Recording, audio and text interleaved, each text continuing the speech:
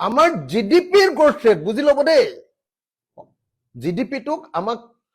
মানে অসম চৰকাৰ হয় মানে সেইটো জিএছডিপি বুলি কয় জিএছডিপি মানে গ্ৰছ ষ্টেট ডমেষ্টিক প্ৰডাক্ট জিএছডিপিৰ যিটো গ্ৰোথ ৰেট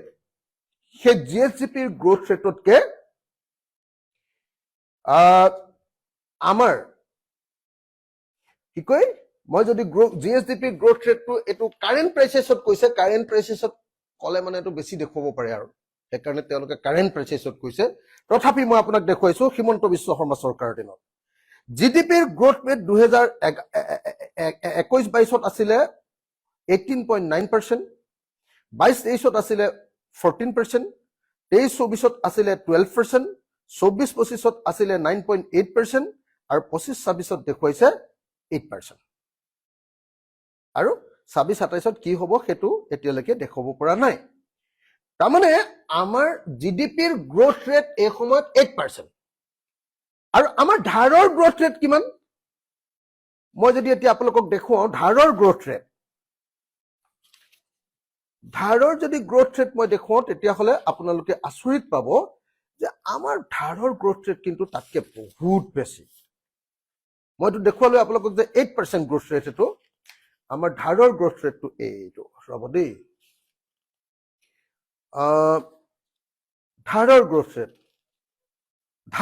ৰেট বহুত বেছি তাতকে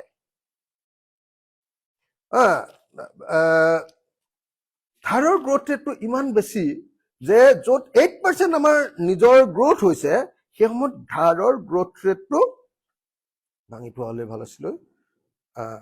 এইটো ধাৰৰ গ্ৰোথ ৰেট চাব দেই মই আগতে গাই দিছিলো মেক্সিমাম তাত 14 আছিলে ইয়াত 2021-22ত ধাৰৰ গ্ৰোথ ৰেটটো হ'ল 23.1%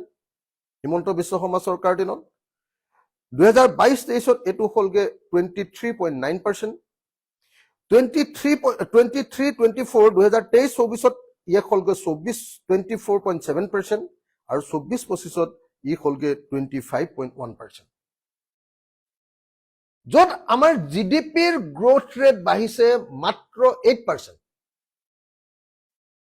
তাৰ ধাৰ আৰু জিডিপিৰ গ্ৰোথ ৰেট বাঢ়িছে কিমান 25%. এতিয়া আপোনালোকে কওক যে আপোনালোকৰ ঘৰত ইনকাম বাঢ়িছে 8% আৰু আপোনালোকৰ ঘৰত ধাৰ বাঢ়িছে 25%. তেতিয়াহ'লে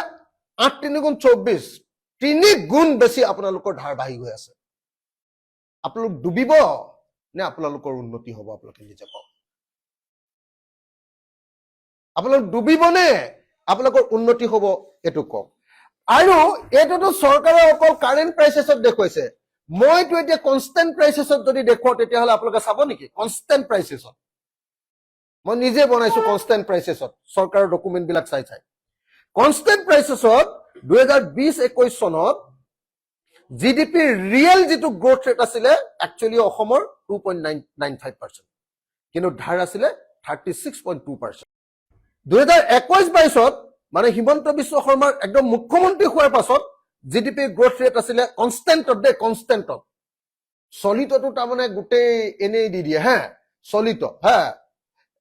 কাৰেণ্ট প্ৰাইচেছত কিন্তু কনষ্টেণ্টটো কি হয় মূল্য বৃদ্ধি ধৰি ধুনীয়াকে একচুৱেল হিচাপটো ওলাই সেইকাৰণে মানে ৰিয়েল গ্ৰোথ ৰেট বুলি ক'লে কনষ্টেণ্ট প্ৰাইচেছত বুজায় real growth rate Himanta Biswa শৰ্মাৰ দিনত 21-22ত আছিলে 4.16%, 2022-23ত আছিলে 8.89%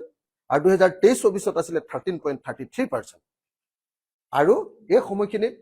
ধাৰ কিমান বাঢ়িছে জানে এই সময়খিনিত ধাৰ বাঢ়িছে 39 কি কয় য'ত 4.16% জিডিপি গ্ৰোথ ৰেট হৈছিলে ধাৰ বাঢ়িছে সেইখিনি 39.7%. এইটো ৰিয়েল প্ৰাইচেছত দেই এইটো কনষ্টেণ্ট প্ৰাইচেছত আৰু 22-23ত য'ত হিমন্ত বিশ্ব শৰ্মাৰ জিডিপি বাঢ়িছিলে চৰকাৰৰ 8.8% তাত আমাৰ ধাৰ বাঢ়িছিলে 44.9%.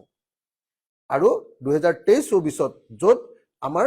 ৰিয়েল প্ৰাইচেছত কনষ্টেণ্ট প্ৰাইচেছত আচল অৰ্থত জিডিপিৰ গ্ৰোথ ৰেট হৈছে 13.33%, সেই সময়ত আমাৰ ধাৰ বাঢ়িছে 47.4%.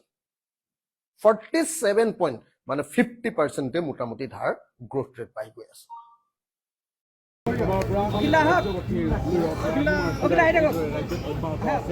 ইহত